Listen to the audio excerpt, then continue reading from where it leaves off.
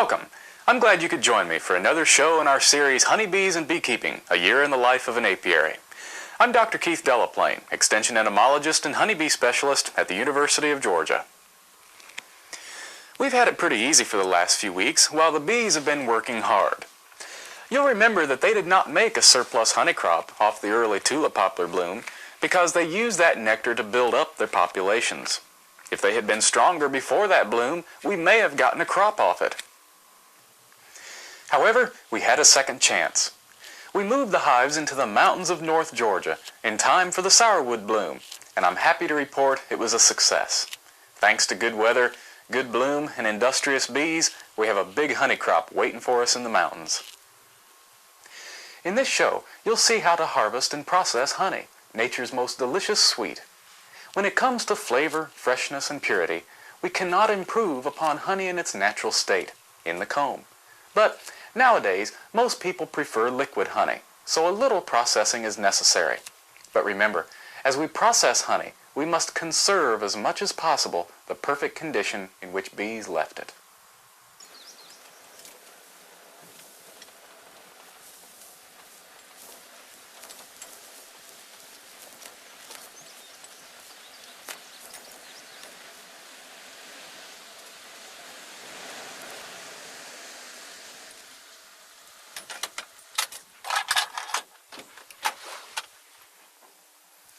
This is what it's all about.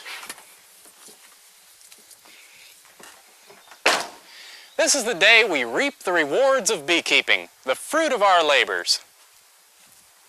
And, of course, the bees' labors too.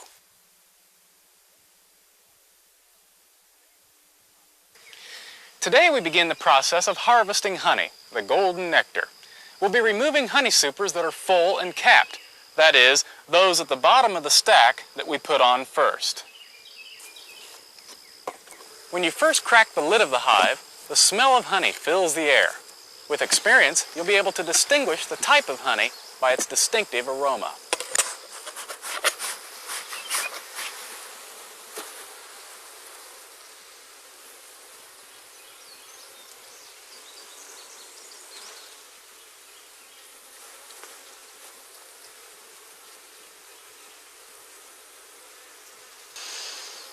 Ah, sourwood.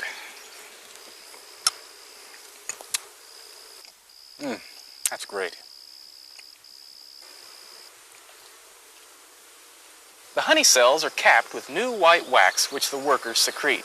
Take only the honey that is mostly capped. Otherwise, you risk the chance of having your honey ferment because of excessive water content. You see, after the bees have deposited the nectar in the cells, they fan air over it to evaporate out the excess moisture. Only when the nectar is at the 18% moisture level of ripe honey will the bees cap the cells. To harvest the honey, first we have to remove the bees from the supers. Personally, I like to use bee repellent and a fume board. Sprinkle some repellent on the fume board. Then, remove the hive lid and put the fume board in its place. The repellent drives the bees down into the lower supers. After about 5 minutes, the super is cleared of most bees and can be removed. This is heavy. It must weigh 30 or 40 pounds.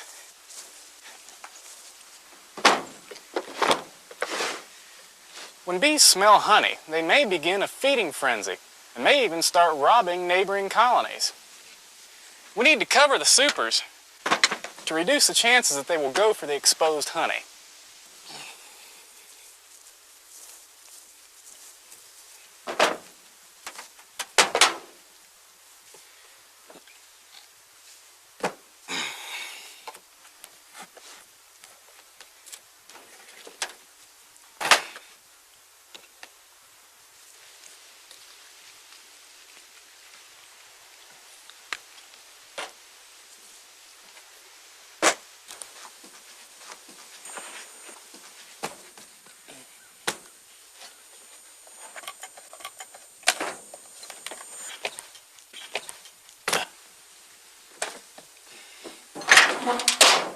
Keep the honey supers in a clean, warm, and dry location until you can process the honey.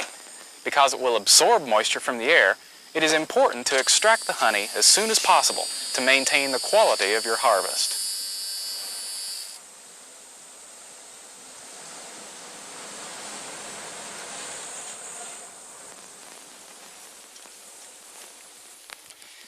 Moisture content is one of the most important factors influencing the quality of your honey. Honey with high moisture is thin and unappealing and has a high risk of fermentation. To thicken it, we're going to dehydrate the honey while it is still in the comb.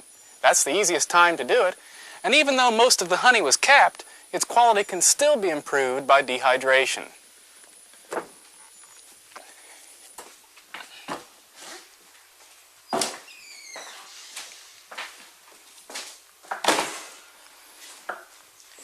We've moved the honey supers into a clean, dry utility room that can be closed off. We've stacked the supers on empty hive bodies in a staggered fashion to allow airflow between each frame. A dehumidifier is drawing out the moisture as a fan circulates the warm, dry air over the honey. If we keep the combs warm before extracting, the honey flows easier and harvesting is much more efficient. The longest you'll want to dehydrate the honey is 1 week. The shortest is 2 days. You'll have to use your best judgment to determine how long to dehydrate your honey, but this only comes with experience.